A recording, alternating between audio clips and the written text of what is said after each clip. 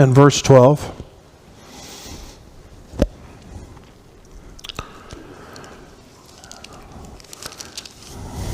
We're going to entitle this evening, The Priority of Prayer. Acts 12:12, Lord willing, making it through verse 19.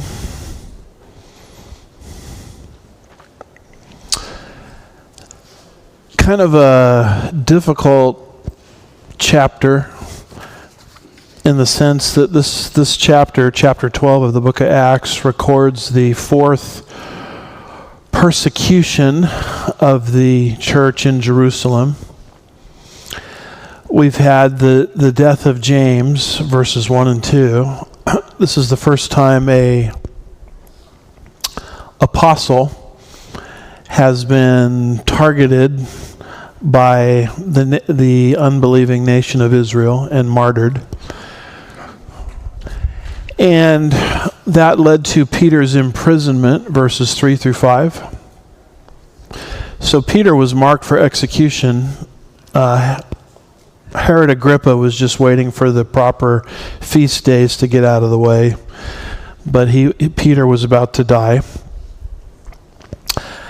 And then the highlight of the chapter is Peter's miraculous escape from prison. So the last time I was with you, Peter, through the influence of an angel, released him from his prison. So he's out of prison, verses 12 through 17, and what does he do? Well, he travels to Mary's house. So verses 12 through 17 record his arrival at Mary's house after he's released from prison. So he arrives at Mary's house, verse 12. There's this interchange or exchange between Peter and Rhoda at sort of the doorstep of Mary's house, verses 13 through 15, and then Peter meets the disciples, verses 16 through 17, having been released from prison. So notice, first of all, Peter's arrival at Mary's house, and we see that there in verse 12. Acts 12:12. It says, when he had realized this, he went to the house of Mary, the mother of John, who was also called Mark, where many were gathered together and were praying. Now notice the beginning of verse 12. It says, when he realized this. What does that mean? Well, if you drop back to verse 11, towards the beginning of the verse, it says, when Peter came to himself, he said, now I know for sure that the Lord has sent forth his angel. So remember earlier in the chapter, Peter, as he's being released from prison by an angel in the middle of the night, as far as we can tell, he doesn't really know if this is really happening. You know, is this a dream or is this really a prison escape? And the reason he thought it was a dream is because God had just given him a dream in the prior chapters 10 and 11. The vision, I guess I should say, not so much a dream, but the vision of the sheet with the animals in it, remember? So that really wasn't a real sheet that fell down. It's just what Peter saw in the vision. So as he's being released from prison by an angel, he's trying to figure out, is this the real deal? You know, is it live or Memorex, as the commercial used to say?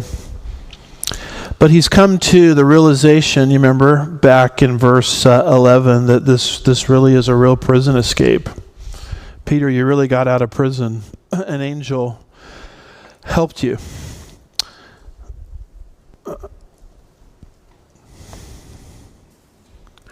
And then as you look at verse 12, is the sound doing okay? Can you guys still hear me?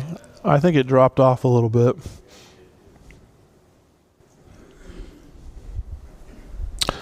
How's that? It's a little better.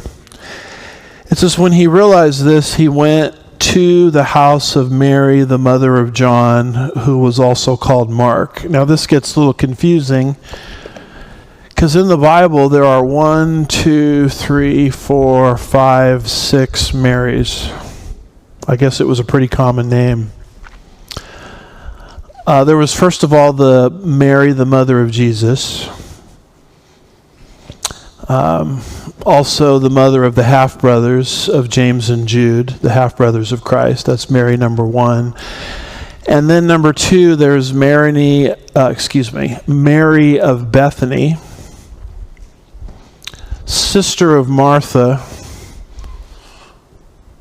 and Lazarus. Then there's Mary Magdalene.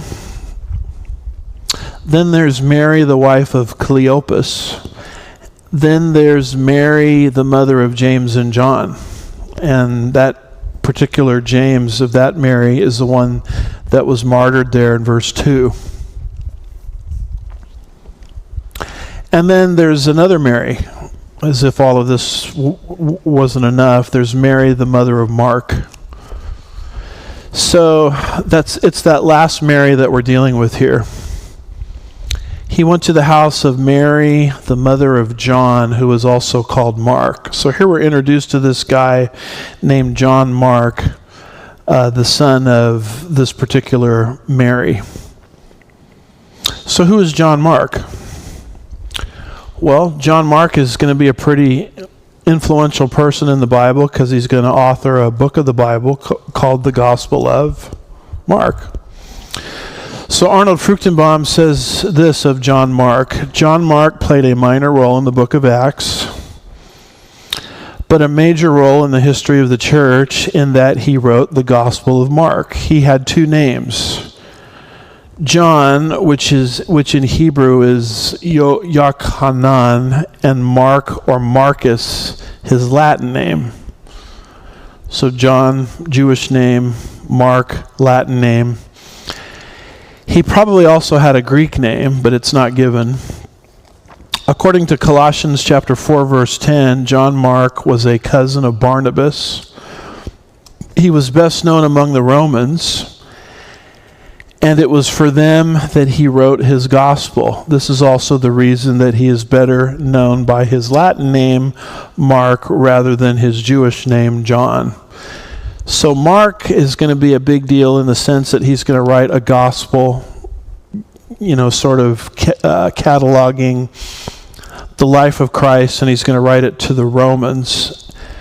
And so that's why that particular gospel goes by his Latin name or his Roman name. Most know him as Mark, but his full name is John Mark. John, Jewish name, Mark, Latin name. And he's sort of being prepped for us because he's the one that's going to go on the first missionary journey. And around Acts 13, verse 13, he's going to bail out of the first missionary journey into southern Galatia. And he goes home. And why does he go home? Why did he bail out? We're really not told. Maybe it was youth, maybe it was inexperience. But he's going to want to go on the second missionary journey after the Jerusalem Council.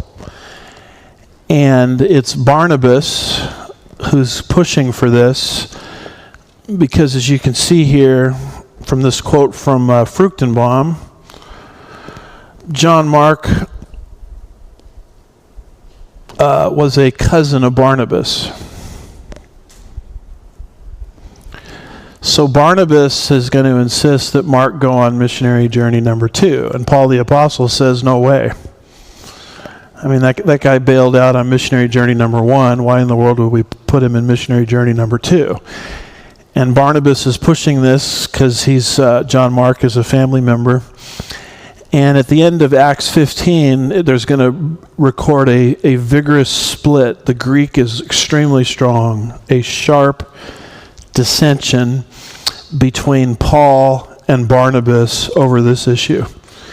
In fact, the dissension is going to be so sharp and the dissension is going to be so strong that you're going to have coming out of it 2 missionary teams instead of 1. Barnabas is going to go his direction with Mark, and Paul is going to go his direction. And then Luke is going to focus on what happens to Paul, and Barnabas and Mark kind of fall out of the narrative at that particular juncture. So it just shows you that men of God don't always agree on everything. There's realities of splits between men of God. And in this case, the split, I think, was a good thing, because instead of one missionary team, now we had two. So that's all coming in Acts 13 and Acts 15. And so we're introduced to the culprit of the split right there in verse 12. So that's a little bit about Mark's background.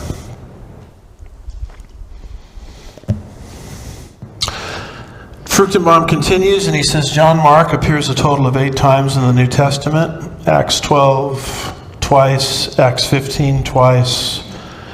And you can see all the scriptures, Colossians, 2 Timothy, Philemon, 1 Peter. In 1 Peter 5, verse 13, Peter referred to Mark as his son, which means Mark was the one who led Peter was the one who led Mark to the Lord. Subsequently, Mark became his disciple. So you might wonder how Mark, who was not one of the original apostles, was able to get a book into the canon of the New Testament called Mark's Gospel, because generally the books of the Bible are written by the apostles. Well, because of this 1 Peter 5, verse 13 reference, Peter, who was one of the original 12, could authenticate to the inerrancy and veracity of Mark's gospel. In fact, probably Mark got a lot of information about the life of Christ through his relationship to Peter. So every single book of the New Testament was either written by an apostle or someone who knew an apostle. And so that's the sort of the significance of Mark in subsequent biblical history. And here you're getting an introduction to John Mark for the very first time. So verse 12 says, and when he realized this, he went to the house of Mary, the mother of John, who was also called Mark. And look at this, where many were gathered together and were praying. You notice for the early church that prayer is not a last resort. Prayer is a first resort. If you go back to verse 5, it says, so Peter was kept in prison, but prayer for him was being made fervently by the church to God. So that's kind of why I titled this, The Priority of Prayer. You'll notice for the early church, when they got into trouble, and they got into trouble here, they just had one of their apostles martyred, and the next one arrested and about to be martyred.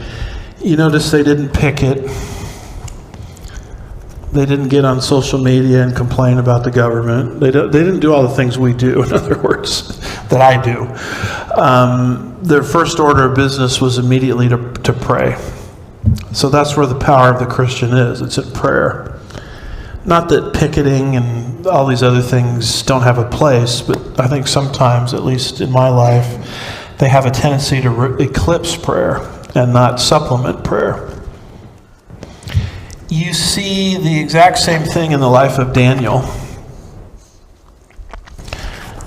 Nebuchadnezzar had a dream, and he told his soothsayers back in Babylon, 6th century BC, his magicians and his wise men, don't just interpret the dream, but tell me what the dream was. How would you like to have Nebuchadnezzar as a boss? Talk about an impossible standard. Oh, and by the way, if you don't give me the dream and its interpretation, then all of your heads are going to be cut off. You can see what a tough job that is. So what does Daniel and his 3 friends, Shadrach, Meshach, and Abednego, do as their first order of business? I mean, the very first thing they did. The very first thing they did was not complain, not petition, but the first thing they did is they started to pray. Daniel chapter 2 verse 11 says, so that they might request compassion from the God of heaven concerning this mystery, so that Daniel and his friends would not be destroyed with the rest of the wise men of Babylon. Because Daniel was now marked for destruction, as was or were Shadrach, Meshach, and Abednego, because they were considered wise men in training. So all of their lives are on the line here if they don't cough up not just the interpretation of the dream, but what the dream was. And so they're put in this impossible, pressure-filled situation, and the first order of business is prayer. That's what the early church was doing here with Peter. And so it's sort of convicting, because I know the way I live my life many times is I pray kind of as a last resort. Nothing else seems to be working. I better pray. When you can see from these Bible characters, the first thing they did was pray. So Peter has arrived at Mary's house, and now there's this exchange between Peter and Rhoda. Verses 13 through 15. Peter knocks on the gate. It's not really the door, but it's the gate. And it says there in verse 13, when he knocked at the door of the gate, a servant girl named Rhoda came to answer. So what does this mean, Peter knocked at the gate? How do you knock at a gate? Well, it's not the door to the house that he knocked on, but it was the door that led through the gate into a passage which led to the house. So he's not outside the door knocking, he's outside the gate knocking. If the gate opens, there's a pathway leading to another door leading to the house. So he must have been knocking pretty loudly, I would think, to be heard. And then you run into this servant girl named Rhoda. To my knowledge, is the only place she's mentioned in the whole Bible. It says a servant girl named Rhoda came to answer. And that's a pretty good position to be in, as servant. Jesus said the servant is in the greatest position of all. So she hears what's going on, and she goes out to answer. And then you go to verse 14, where you have Rhoda's report to the apostles. Verse 14. When she recognized Peter's voice, because of her joy, she did not open the gate, but ran in and announced that Peter was standing in front of the gate. So she's so excited that she sees Peter, because everything they had been told up to this point is Peter's going to be martyred. He's in prison and he's going to be martyred. Now Peter's outside the gate knocking, and she's so excited about the whole thing that she doesn't open the door. She goes and tells the rest of the apostles. And watch the apostles' response here. It's a response of unbelief. Verse 15. They said to her, "You're out of your mind." But she kept insisting that it was so. And they kept saying, "It is his angel." So you'll notice that even though she's rejected by the apostles initially, she keeps right on insisting.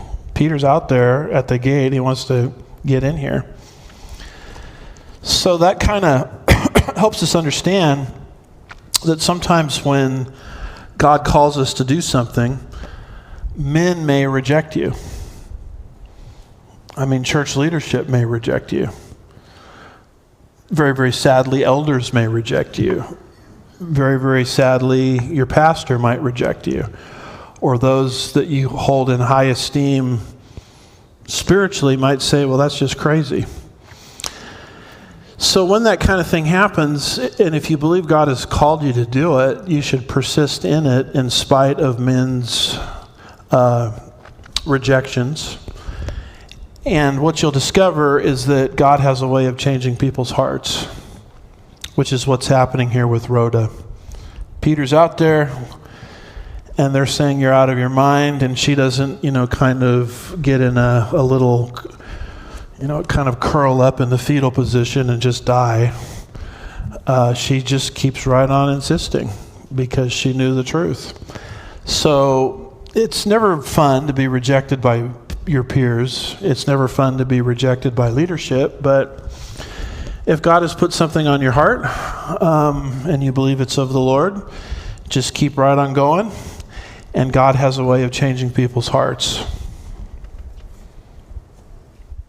I mean, why did they doubt this way? They said to her, "You're out of your mind." That's pretty harsh. But she kept on insisting it was so. There were probably seeds of doubt already planted in their minds because James, was it verse 2, had already been martyred. So they were probably pretty down on that. They probably thought, well, James has been martyred. Peter's going to be martyred too. And this kind of might explain their reaction to Rhoda. But we're told in the Bible that when we pray, we're not to doubt. James chapter 1, verses 6 through 8 says, "But he must, speaking of prayer, ask in faith without any doubting." James 1, verses 6 through 8. "For the one who doubts is like the surf of the sea, driven and tossed by the wind. For that man ought not to expect that he will receive anything from the Lord, being a double-minded man, unstable in all his ways." So we're told to ask with confidence. I mean, it is true that God is not obligated to answer prayer requests that are outside of his will, but a lot of times we don't know exactly what the will of God is in a circumstance.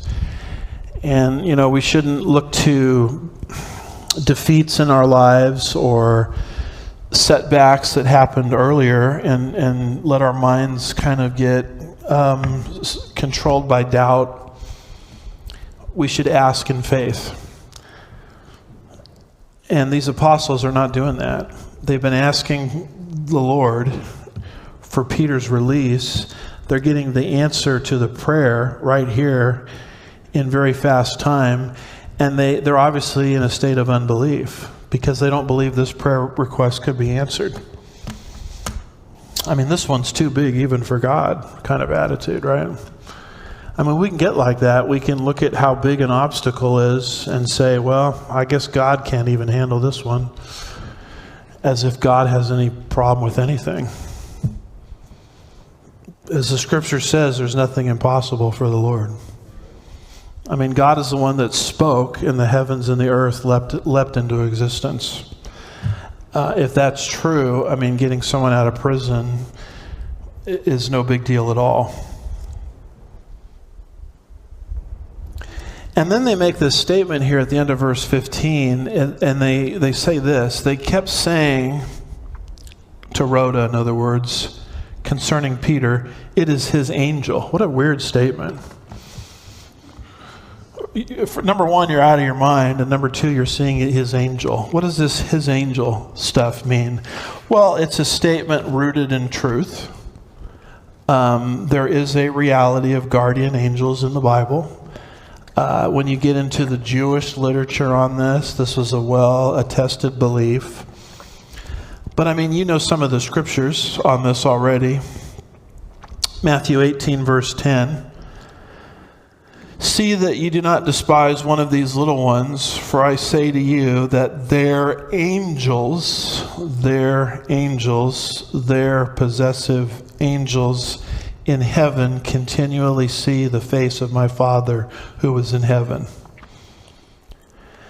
And then we have Hebrews 1, verse 14, makes a statement of angels.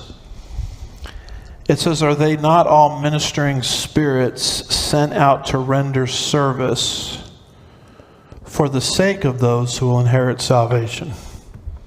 Salvation there being future tense of salvation, our glorification, which we are candidates for. We're going to inherit salvation.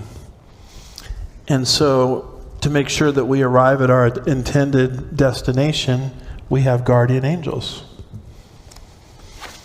I mean, how many angels do you have? Do you have one? Do you have two? Do you have three? I don't know. I do know this much, that when God created the angels, I think it's in Revelation 5, around verse 11, verse 10, verse 11, it says there were myriads upon myriads of angels. And the way that reads in the Greek is 10,000 times 10,000.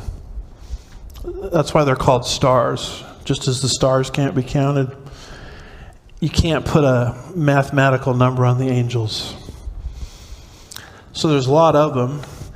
I know that when we have the Luciferian rebellion, a third fell with Lucifer, who became Satan.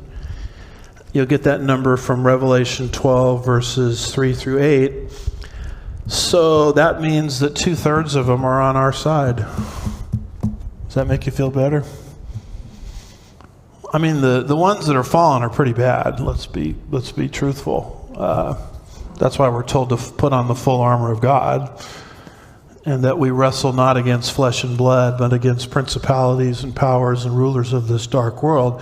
That's all true. But 2/3 of them are on our side. I mean, that's great. I'll take that number any day of the week. And not only that, I've got a God that's omniscient, omnipotent, and omnipresent on my side. All-knowing, everywhere at the same time, all-powerful. Plus, a super majority of the angels are on my side.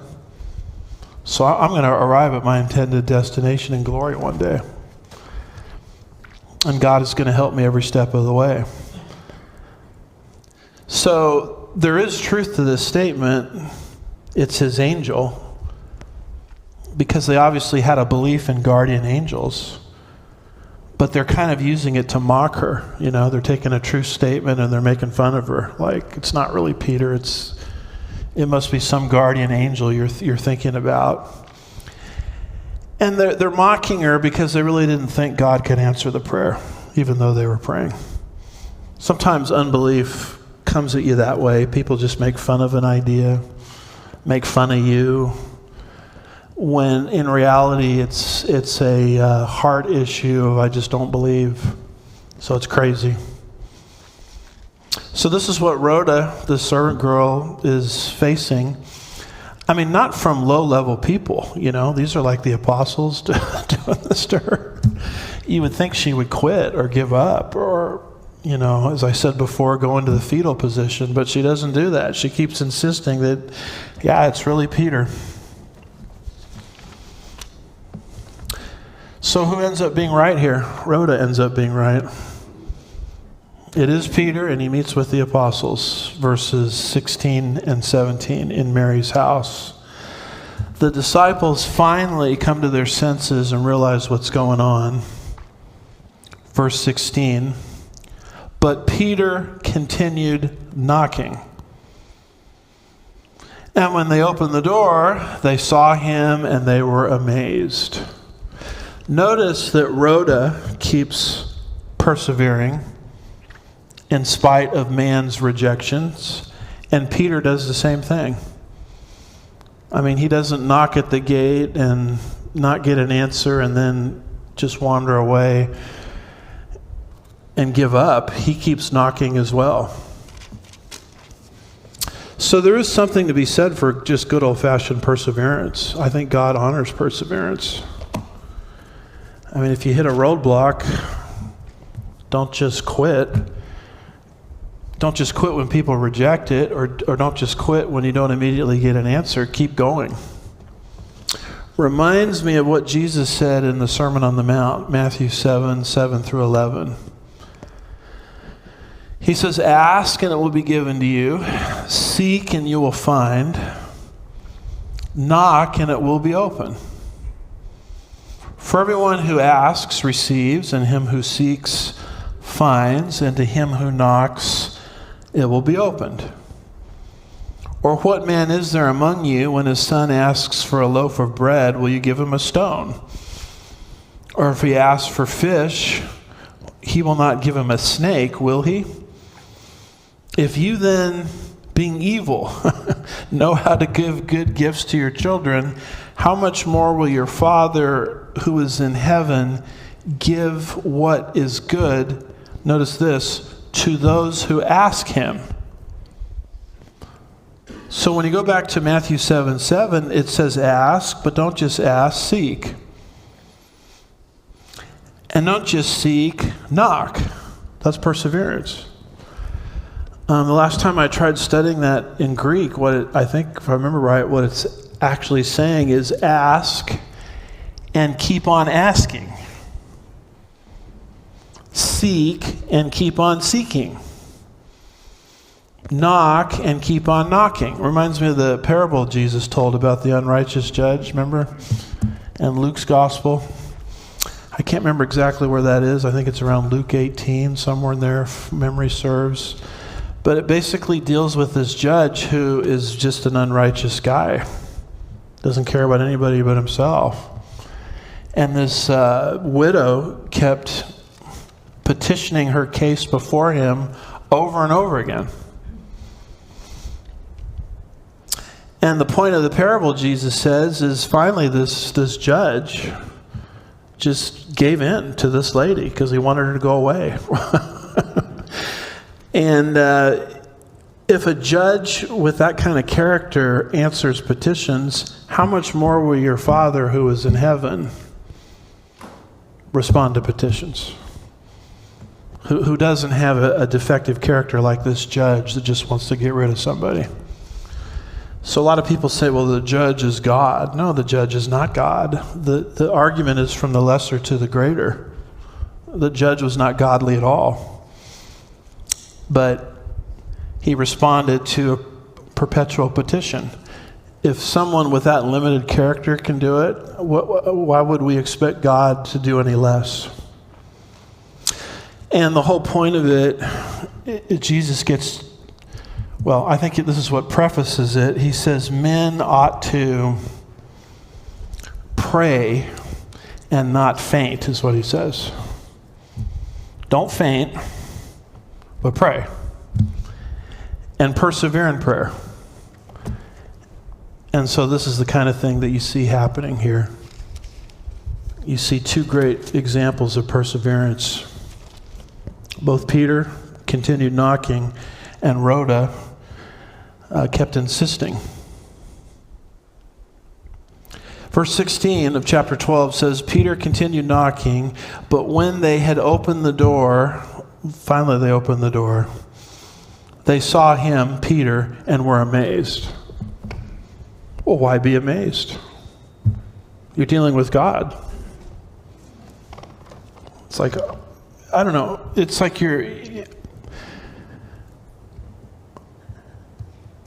I remember coming to Christ. I can recall vividly the very first prayer that God answered of mine. I prayed for something and it happened. And I'm shocked. I can't believe this happened. Well, why be shocked? I mean, if we're believing in faith, when the prayer request is answered, sometimes even bigger than what you prayed for, there's nothing to be shocked at all. Because we're dealing with God who knows how to give good gifts to his children. I mean, if you know how to bless your children, your grandchildren, though you have a sin nature, I mean, if they ask for something, you're not going to give them a stone or a rock. Isn't God going to be like that and more because he's not corrupted by a sin nature?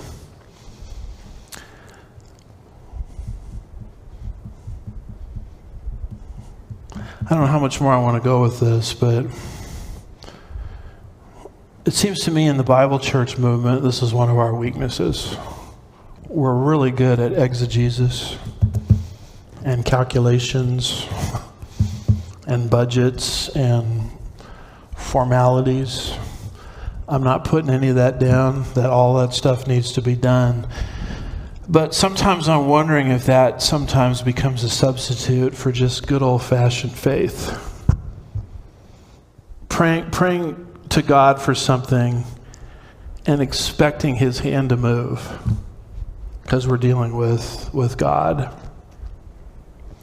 So Peter, upon this realization that it really is Peter, it's not his angel,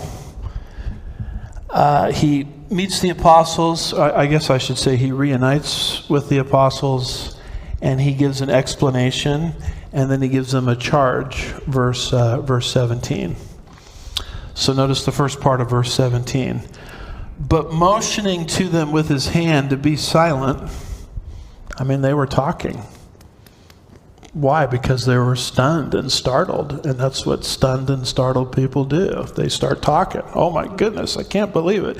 So he takes his hand out, which is a polite way of saying, y'all just shut up for a minute.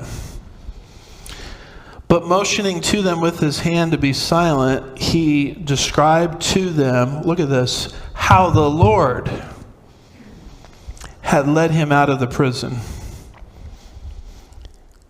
And he said, report these things to James and the brethren. The word described there is, let's see if I can pronounce this right, de-egesado, I think is how you pronounce that, which means to give the full story. So Peter gives the full account on exactly how he got released from prison with angelic help. And it's hard to do that when everybody's talking, right? So he's got to quiet them down. And then he gives this full account. And then he gives this charge to this group that's huddled there in Mary's house. I mean, this was probably the house church that Peter presided over, because the church in Jerusalem at this point obviously didn't have sanctuaries and church buildings. They met in homes, and they were sort of, because of persecution, they were scattered throughout Jerusalem. Each of the disciples probably headed up a house church. I'm thinking this was the house church that Peter headed up. That's why he went back there, and that's why they were praying for him, etc. But he says in verse 17, report these things to James and the brethren. Now, who's James? It's a little tricky because according to Acts 1, verses 13 and 14, there's 4 James. Now there's 3 because one of them just got martyred, right? James, the brother of John, the son of Zebedee, one of the sons of thunder. So what James is he talking about here? Well, this would be James, the half-brother of Jesus. Because the Virgin Mary, the Holy Spirit used her womb to bring Jesus into the world. The virgin-born Son of God. But then after he was born, contrary to what Roman Catholicism will tell you, Mary and Joseph, let's get it right here. Mary and Joseph, who were married,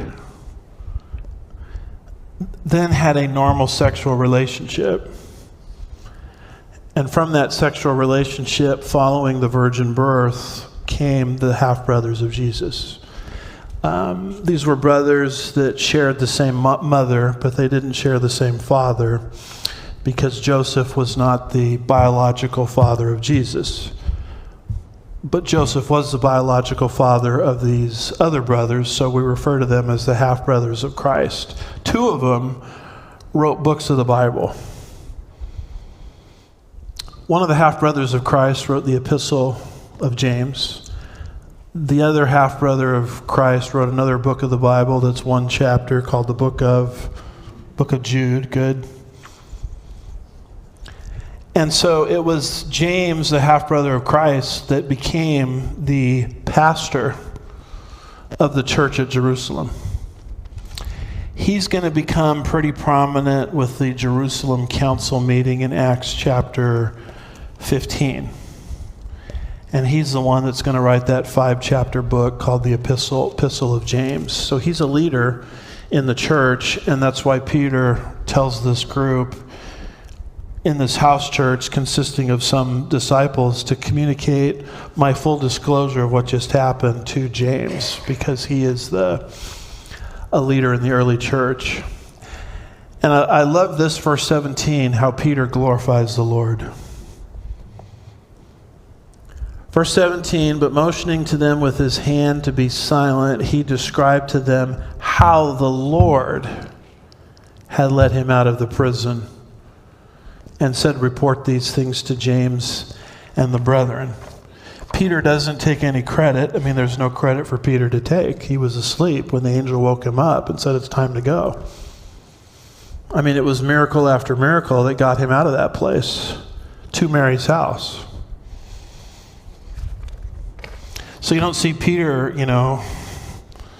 talking about his 5-step approach to his great escape. Escape from Alcatraz. Here's how I did it. He doesn't glorify in himself at all. He gives glory right back to the Lord where it belongs, which is how we should be when the Lord delivers us. I can't tell you how many things have happened in my life where the only way I got out of it is the Lord. There's no other human explanation.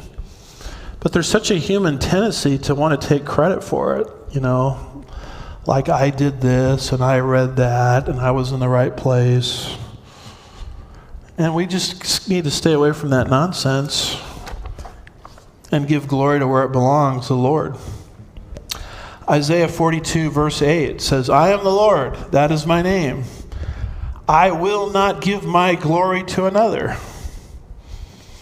nor my praise to idols. By the way, this is why God picks unqualified people to do his work. God doesn't call the qualified, he qualifies the called. We'll see that in the book of Exodus on Sunday morning, should we get there at some point. Because there wasn't a more unqualified guy than Moses, to be frank with you. And yet that's the kind of guy God wants to use. Because the problem with using the qualified person is the qualified person has a tendency to step into the limelight and somehow communicate that what happened because of them and their talents and their credentials. So that's a problem God has with people. So one way around it is he just picks people that are totally unqualified. Where something happens and you say, well, it couldn't have been that guy that pulled it off. He's totally unqualified. Therefore, God gets the glory. So God doesn't, as you look in the Bible, he doesn't go around, whether it's Gideon, Moses, even the disciples, they weren't much when the Lord found them. He doesn't pick in some cases he does. There's a Paul. But in other cases, he just picks run-of-the-mill people. Because that's a way for him to receive the glory in the end, rather than the glory going to the human instrument. So that makes me feel better, because that means I can apply for the job. I mean, if God is looking for unqualified people, I qualify for that one. And so do you. So praise the Lord. And then look at verse 17, a really important verse. Or 10th of a verse. It says, then he, after giving this injunction, Peter, then he left to another place. What does that mean, he left to another place? Arnold Fruchtenbaum says, after having spoken to the disciples, Peter departed and went to another place. He fled out of Jerusalem. Luke chose not to disclose where Peter went. But we do know about Peter's travels from other passages. According to 1 Corinthians 9 verse 5, he had an itinerant ministry, along with his wife, by the way. So Peter was married. Because Paul says, do I not have a right to take on a believing wife, as does Cephas, Aramaic name for Peter, and the rest? So we know from 1 Corinthians 9 verse 5 that Peter was married.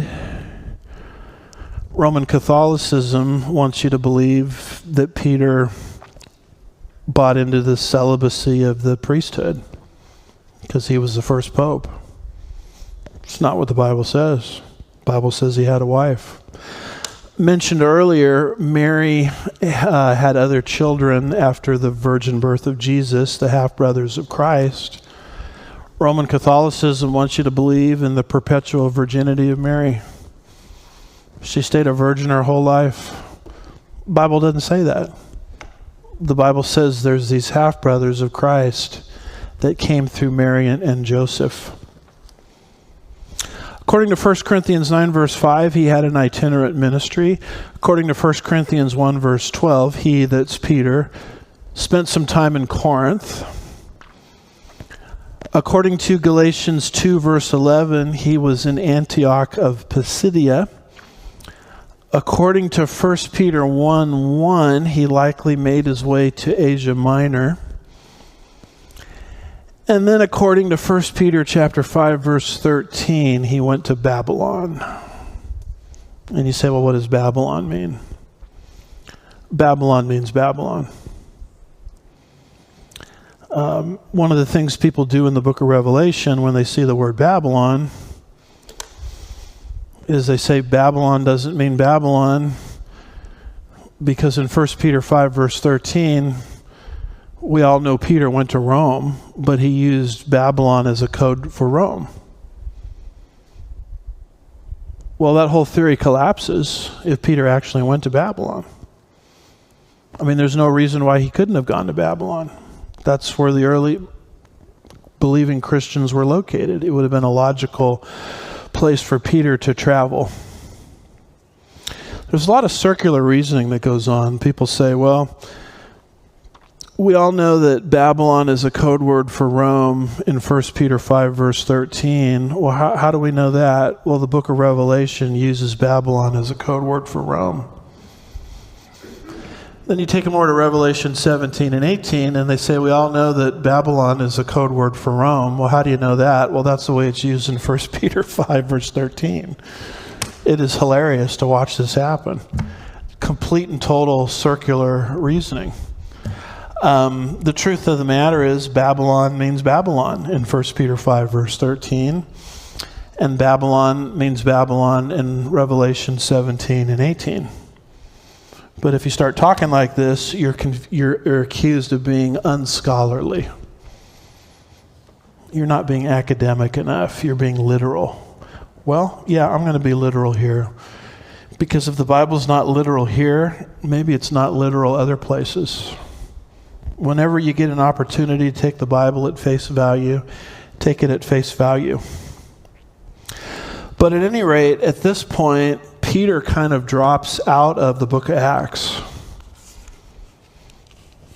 Peter is the apostle to the circumcised. Paul is the apostle to the uncircumcised. Galatians 2 verses 7 and 8.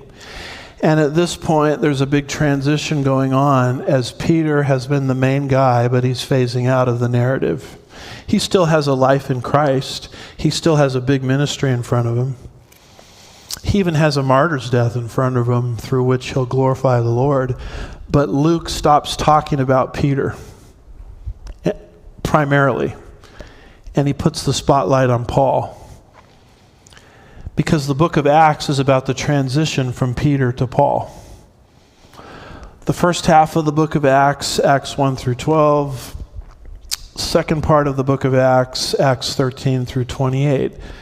First part of the book, the main center of everything is Jerusalem, but in the second part of the book, the center of everything is Antioch, the sending church up north that we read about in Acts 11, that actually financially bailed out the church at Jerusalem because of Agabus' prophecy. And that's where Paul's going to launch his 3 missionary journeys from. First part of the book, Peter is the central person. Second part of the book, Paul is the central person. First part of the book, The ministry consists of the church's outreach in Jerusalem, Judea, and Samaria, but in the second part of the book, the outreach is to the uttermost parts of the earth. First part of the book, the outreach is Jewish. Second part of the book, the outreach is primarily Gentile. We've only had one Gentile convert up until Acts 10, but things are going to change. Once Paul leaves the land of Israel on the missionary journeys, you'll see the church becoming primarily Gentile. So what's happening in the second part of the book of Acts is Paul is reiterating what Peter did. Peter healed a man lame from birth. Paul does the same thing, Acts 14. Peter healed by a shadow, Acts 5. Paul heals by a handkerchief, Acts 19. Peter is so successful that the Jews become jealous, Acts 5. Paul is so successful in ministry that the Jews become jealous, Acts 13. Peter confronts a sorcerer, Acts 8. Paul confronts a sorcerer, Acts 13. Peter raises Dorcas from the dead, Acts 9. Paul raises Eutychus from the dead. Because there's this really strange thing that goes on right here in Troas. Paul is preaching to the church in Troas, and he gets long-winded. And he preaches all night long. People complain my sermons are too long.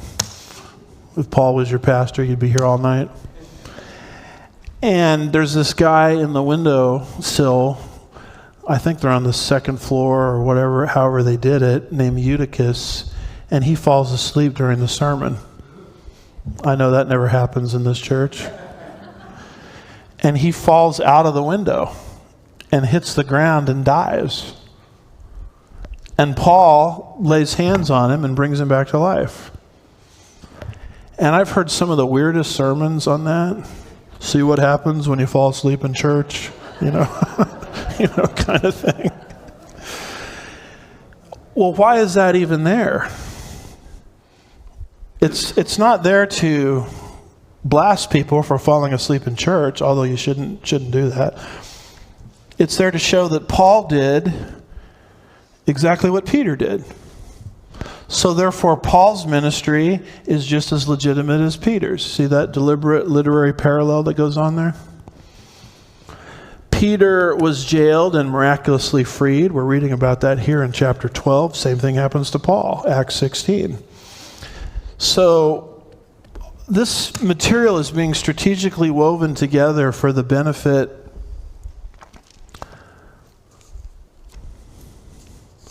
of the recipient of the book, Theophilus, who was a Roman Gentile, who's wondering, is Christianity for him because the whole thing looks so Jewish? And when he reads this and he sees these parallels and he understands that Paul, in his ministry to the Gentiles, was just as legitimate as Peter's ministry to the Jews, because Paul did the exact same things that Peter did. He's going to read this and say, you know what? The gospel reaching me was as much of God as was any outreach to the Jews. Therefore, I'm not going to question anymore whether I, Theophilus, a Roman Gentile, was ever contemplated in the plan and program of God. So that's what all of this means when it says Peter went to another place. Now, Herod Agrippa is going to die, verses 20 through 23, which obviously we're not going to get to tonight. Herod Agrippa, who was going to martyr Peter before Peter escaped, that guy is going to die, which is going to give Peter confidence to come back to Jerusalem momentarily to participate in the Jerusalem Council, Acts 15. But after that, we just don't hear anything about Peter. The whole spotlight is on Paul. So So a lot of people call the book of Acts the Acts of the Apostles. Well, it's really not a book about the Acts of the Apostles. It's primarily a book about two apostles, Peter and Paul. Not that the other ones weren't important. It's just they don't fit Luke's literary purpose in writing as he is addressing Theophilus. And then you come to verse 18 and you see the results of Peter's escape. First of all, on Herod. Verse 18, look at the soldiers' reaction. It says, "Now when day came, there was no small disturbance among the soldiers as to what could have become of Peter." The soldiers are in a state of great disturbance because Peter got out of jail on their watch. Now you notice here it says there was no small disturbance. That's a figure of speech. The Bible speaks plainly, but it also speaks figuratively at places.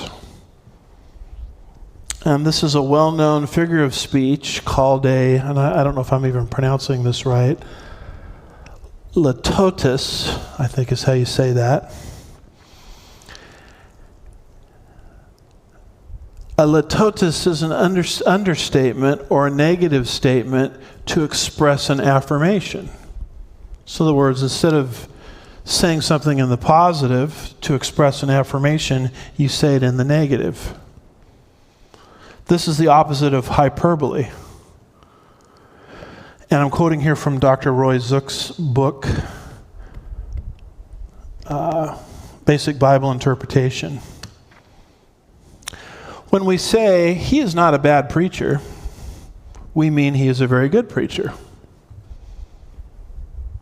The understatement is made for emphasis. When Paul wrote, "I am a Jew, a citizen of no insignificant city," he meant that Tarsus was in fact a very significant city. See that? A litotes is at times a belittling statement, as in Numbers 13:33, "We seem like grasshoppers in our own eyes, and we look the same to them." Luke used a number of litotes. He spoke of no small disturbance amongst the soldiers, which is the verse we're looking at here, Acts 12, verse 18. Luke also spoke of no little business, meaning the business was very profitable. No small storm. These are all in the book of Acts, meaning the storm was big. When Luke wrote that Paul and Barnabas stayed in Antioch for a long time, the Greek has a litotes. It is literally, they stayed there not a little time. Paul belittled himself with a litotes in 1 Corinthians 15, verse 9, "For I am the least of the apostles." This statement of genuine humility was written to highlight God's grace in his life as an undeserving sinner. So it's this idea that you're expressing something big by making a negative statement. So when it says there no small disturbance amongst the soldiers, that's a way of a figure of speech. We're saying there was actually a big disturbance, a common figure of speech in the book of Acts. And then we'll end with verse 19. That's the soldiers' reaction to the escape, and now Herod's reaction to the escape. What does Herod Agrippa do? Verse 19, "When he had searched for him and had not found him, he examined the guards." Now the word for examine is anakrinos, meaning examine thoroughly. I want to know exactly how Peter got out of here.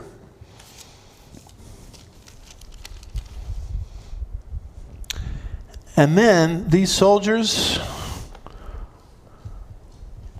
under whose watch Peter escaped, are led off to execution. I mean, this is a big deal if someone escapes on your watch. Verse 19, "When Herod had searched for him and had not found him, he examined the guards and ordered that they be led away to execution. Now, why is that a big deal? That's a big deal because we're coming up on Resurrection Sunday, right? The empty tomb. I mean, it would be a very, very easy thing for the early critics of Christianity to go into the tomb of Jesus, roll out Jesus in his corpse, and say he's never rose from the dead, he's right here. I mean, the Romans, the Jews, the skeptics could have shut down Christianity just like that. But they never did that. Why did they never do it? Because the tomb was empty. So the burden of proof shifts to the unbelievers to give me an explanation for the objective evidence of the empty tomb. And quite frankly, this is the best they can come up with.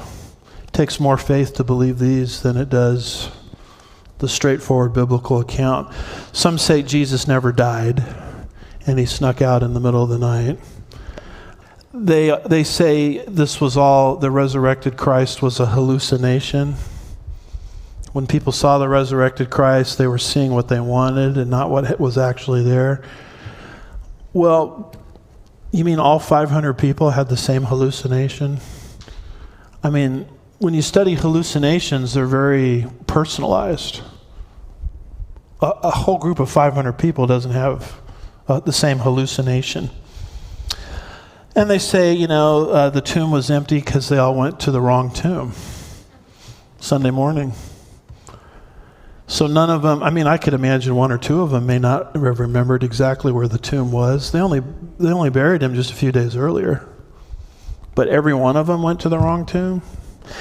And then one of the prominent theories, I've got it underlined there, is the body was stolen. Rome stole the body, Jews stole the body, the disciples stole the body. I'm here to tell you folks that body could not have been stolen, because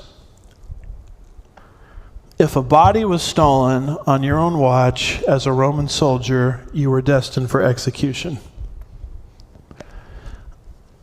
And you see that here in Roman law and Roman customs.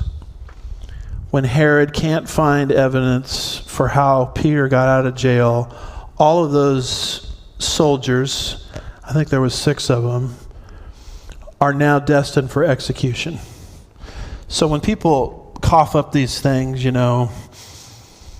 someone stole the body, that's impossible, because the soldiers kept watch as aggressively as could ever happen, because they would be executed if the body was stolen on their watch. You see the same thing happening in Acts 16. Remember Paul and Silas had the opportunity to get out of jail in the middle of the night, and everyone else fled when there was an earthquake in Philippi and the chains were broken. But Paul and Silas stayed there to lead the Philippian jailer to Christ. Do you remember what the Philippian jailer said? When the jailer awoke and saw the prison doors open, he drew his sword. I'm in Acts 17:27. He drew his sword and was about to kill himself, supposing the prisoners had escaped. So if a prisoner gets out on your watch, you're destined for execution. And the Philippian jailer said, I might as well just kill myself now. That's when Paul and Silas say, don't harm yourself. We are all here. And then the Philippian jailer asks life's most important question, what must I do to be saved? So the fact that there was going to be an execution here of these prisoners, that's something to think about as we approach Resurrection Sunday, to dismiss the theft of the body theory. Confucius' tomb is occupied, Buddha's is occupied, Muhammad's is occupied, but Jesus' tomb is empty. You can take that right to the bank. And then finally, verse 19, what does Herod do when all of this is over? It says, then he went down from Judea to Samaria and was spending time there. Now, why is that a big deal? because that's a historically accurate statement. Here's where Jerusalem is. Herod Agrippa leaves and goes to Caesarea. I've been there myself, a beautiful coastal beach area. And Arnold Fruchtenbaum says this: it was then that Herod went down from Judea to Caesarea and tarried there. That was also a standard procedure for the ruler of Judea following the Passover. So this is the kind of thing that rulers did constantly. Around Passover time, Herod is just fitting the pattern. See, I guess what I'm trying to communicate is you're reading here a history book that fits the culture of the time. This is not a bunch of tall tales, Jack and the Beanstalk stuff. And then Fruchtenbaum says, once again, Luke proved his Jewishness by showing that from Jerusalem, one always goes where? Down. The king tarried in Caesarea because the city was the political capital and Roman headquarters of Judea. So when he says Herod Agrippa went down from Jerusalem to Caesarea, the guy that wrote this, we believe is Luke, obviously understood the topography and the geography of the nation of Israel, because Jerusalem is always located up. That's why the Jews, when they would go to celebrate the various feasts in Jerusalem, on their way up, sang the Psalms of Ascent. Why would they sing Psalms of Ascent? Because they're going up. If you want to know where the Psalms of Ascent are, they're in Psalm 120 through Psalm 134. Psalms of Ascent, psalms sung by devout Jews traveling to Jerusalem to celebrate the various feasts. That's why they're Psalms of Ascent, because they're going up. Herod, in this case, as he's traveling from Judea to Caesarea, which is what the kings always did at the close of Passover, is going down. So I love this kind of thing because it shows me that this book was written by someone with a first century understanding. So we'll read about Herod's death next week.